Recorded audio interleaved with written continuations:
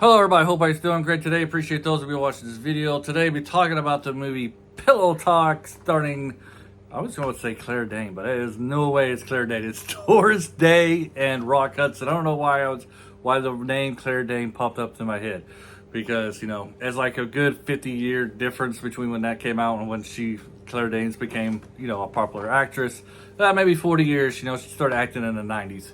Anyways, enough about that. We're going to be talking about Pillow Talk, Doris Day and Rock Hudson. Have you ever seen the movie Down with Love with Renee Zellweger, whatever, and Ewan McGregor?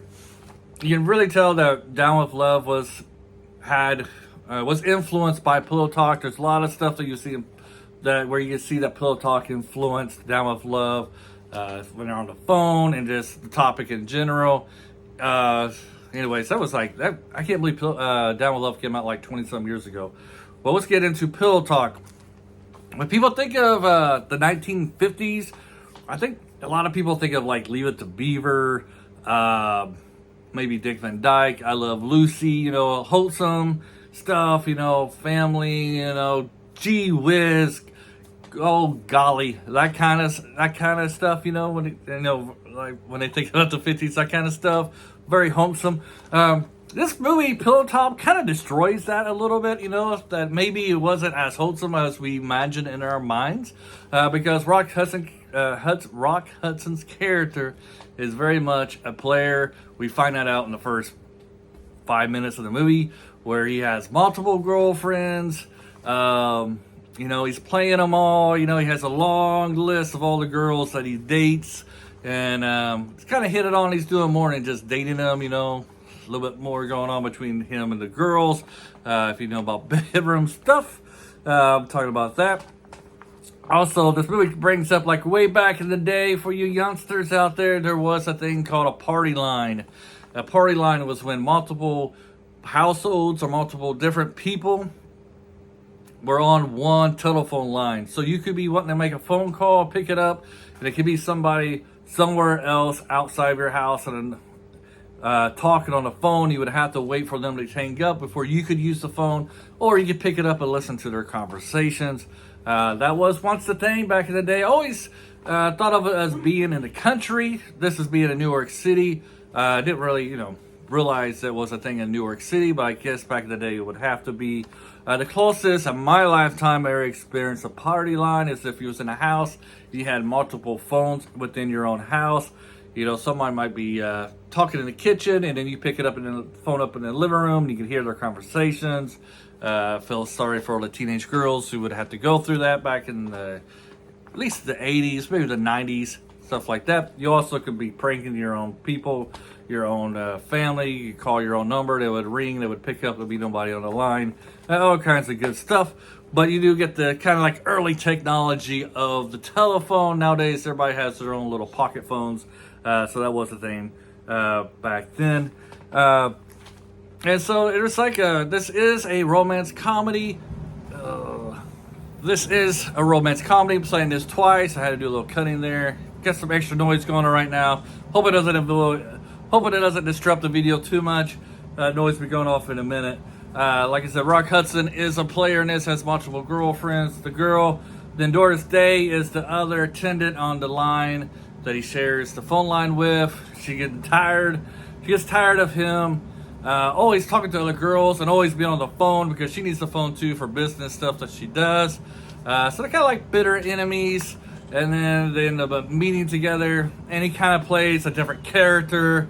He plays a different character because he's trying to swoon her, trying to make her, part of the list type of thing. Some things I did find kind of funny in this video, in this thing, in this movie, what's the whole point where, she's kind of grouchy to him every time every time she talks to him on the phone, she's always yelling at him and stuff. And it kind of gives her like the whole thing, like, the reason why you're always mean, you're in a bad moods because you haven't had any fun time in the bedroom type of thing, He refers it to like that, which I've heard that a lot out there. I've never said that to another girl or anything like that, but you do hear stuff like that out there in the public, in the workforce, when somebody has a female boss and she's always laying into their employees, you know, you'll get somebody saying, man, she needs to get her a man. She needs to get, you know, boop, boop, stuff like that. There's some other topics that kind of pop up in this, like marriage, you know. Our Rock Hudson character, he wants to be the playboy. He wants to play the field. He doesn't want to get married. So the topic between him and his best friend is marriage. His best friend doesn't really have the best of luck. There's another topic in here. He's had multiple marriages, and this is 1950s. So we're talking about divorce in the 1950s. Like I said, I think a lot of people do get the image of the 50s of being, you know, like Leave It to Beaver and Dennis the Menace and stuff like those kind of shows and that kind of lifestyle. This show does kind of give you more of a different look of what the 1950s were about. So his best friend does have multiple marriages, and he's trying to tell Rock Hudson, you know, he needs to settle down, find him one woman, get married. However, the movie never answers properly why it's important to get married. It kind of avoids that topic. I think that probably is a problem, especially for those who are married, because when we talk to a married person, they're always like, oh, there's my ball and chain, and they don't really seem like they're happily married, you know, like the relationship with their wife or husband's very happy. And so, you know, the whole thing with the single people is like, well, just get married with everybody. Everybody is miserable in it.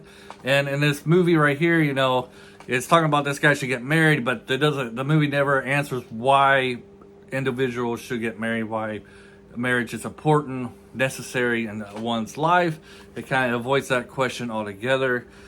And that one, and then another part, I'm just going to bring this up. The show's kind of ahead of its time, especially in this time period where, you know, it's a comedy bit in this one where Rock Hudson walks into he's trying to hide from Doris Day, and he walks into a doctor's clinic for pregnant women, and he tells the nurse that he's pregnant. He inadvertently tells the nurse that he's pregnant, and she tells the doctor. The doctor kind of gives this explanation, you know, that it's actually possible for a man to be pregnant, that there's so many things in science that we don't know about yet. This is like late 1950s, you know, so it's a possibility that, you know, maybe this guy, Rock Hudson, is actually pregnant.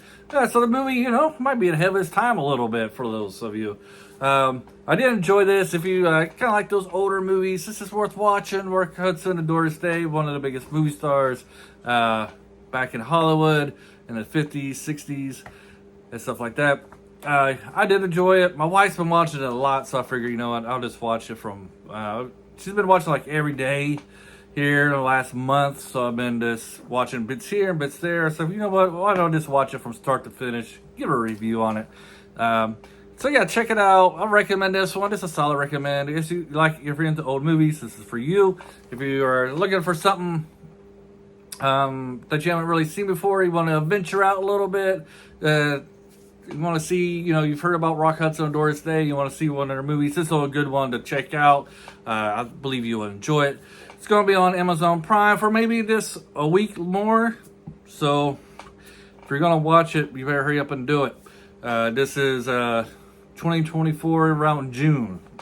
In case for those in the future, have a great day and bye.